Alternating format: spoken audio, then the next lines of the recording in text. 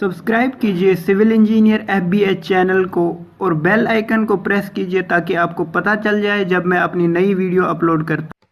Hello and welcome to civil engineer FBH। जैसा कि आप जानते हैं कि जो हमारी आज की वीडियो है वो है related to quantity of cement and sand in plaster. जो हम प्लास्टर करते हैं उसमें सीमेंट और सैंड की क्वांटिटी क्या होती है जो हम प्लास्टर करते हैं।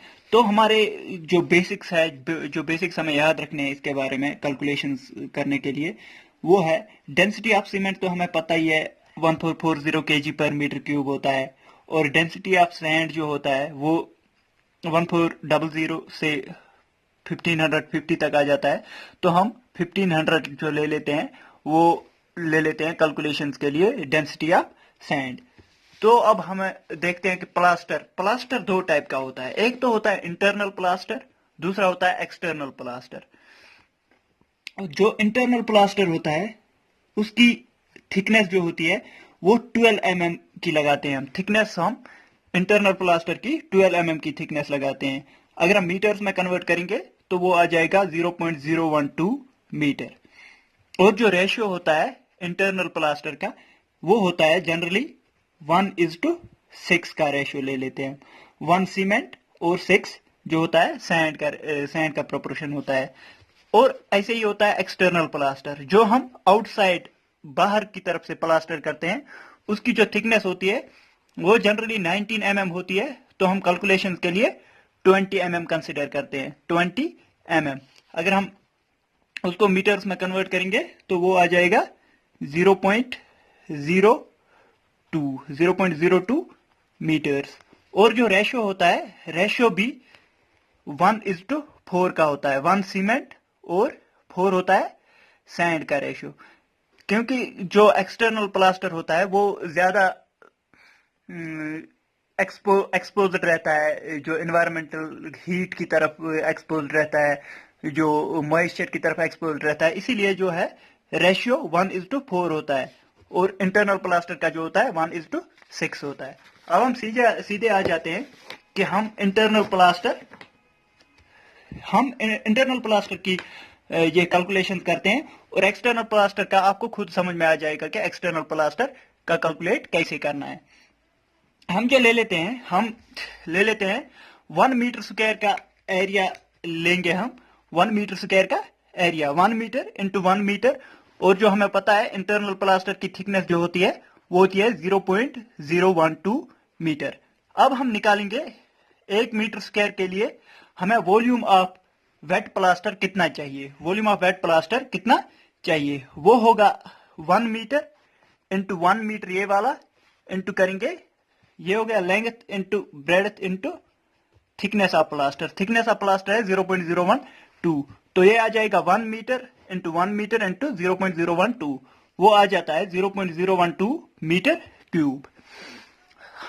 मैंने आपको पहले ही बता दिया है, जब हम प्लास्टर निकालते हैं जो ड्राई वॉल्यूम होता है प्लास्टर का वो 33% इंक्रीज हो जाता है।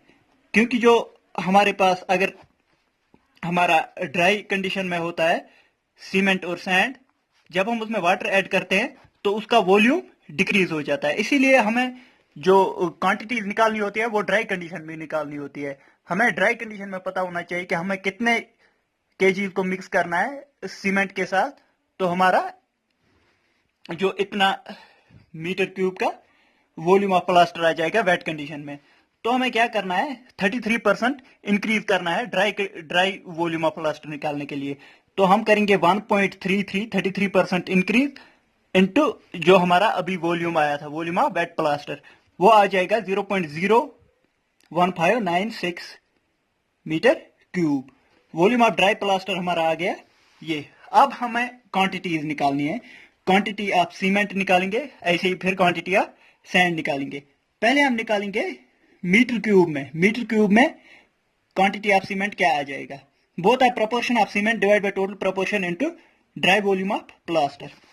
हमें पता है हमारे पास जो रेशियो है 1:6 का रेशियो है, 1 सीमेंट 6 सैंड।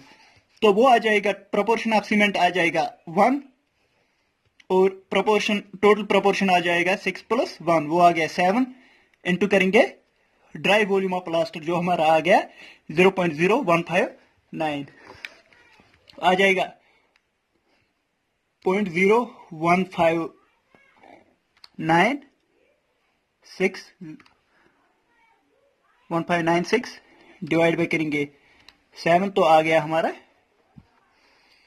0.00228 मीटर क्यूब में आ गया हमारा क्वांटिटी ऑफ सीमेंट। ये आ गया हमारा मीटर क्यूब में, ये वाली वैल्यू।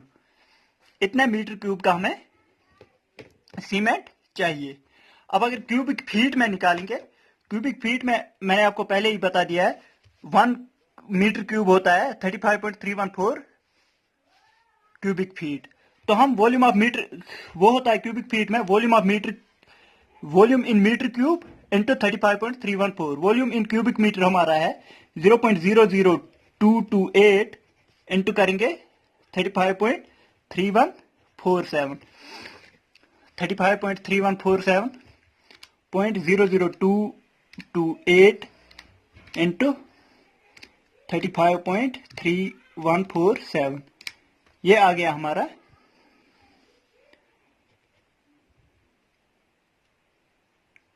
ये आ गया 0.0805 फीट क्यूब।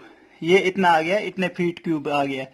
अब हमें इन केजीज निकालना है। अगर हमें इन केजीज निकालना है, वो हमें निकालना है volume in metre cube. Volume in metre cube हमारा 0.00228 इंटू करेंगे डेंसिटी। डेंसिटी जो सैंड की होती है 1440 होती है। 0.00228 इंटू करेंगे 1440, ये आ जाएगा 3.2832 केजीज। इतने केजीज का हमें जो है वो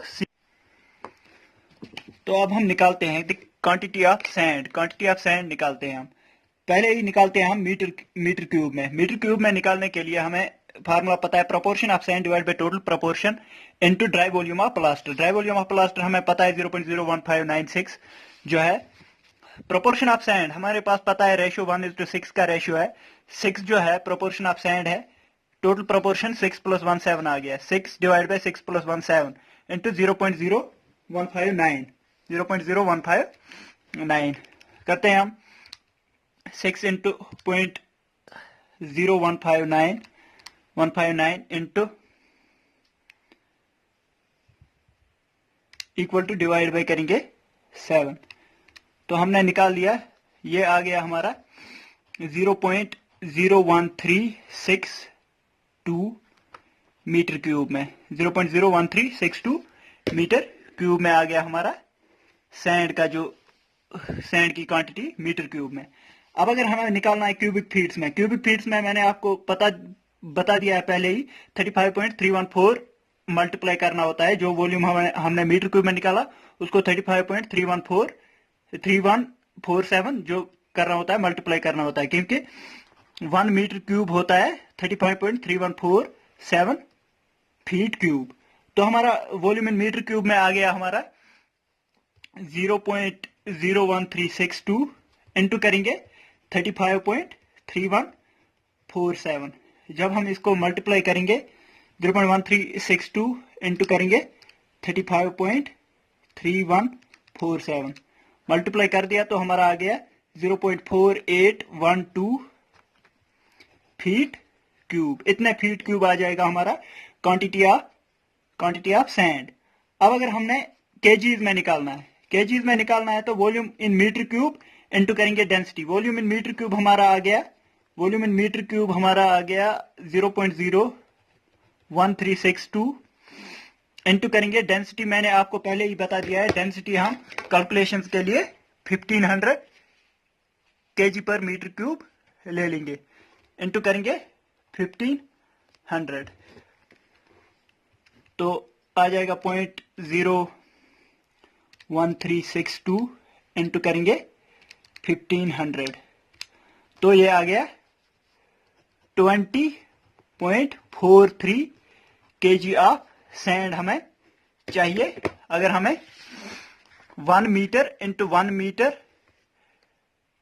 के लिए अगर हमें प्लास्टर करना है विथ थिकनेस ऑफ 0.012 मीटर। तो इसी के साथ जो आज की वीडियो है वो खत्म होती है।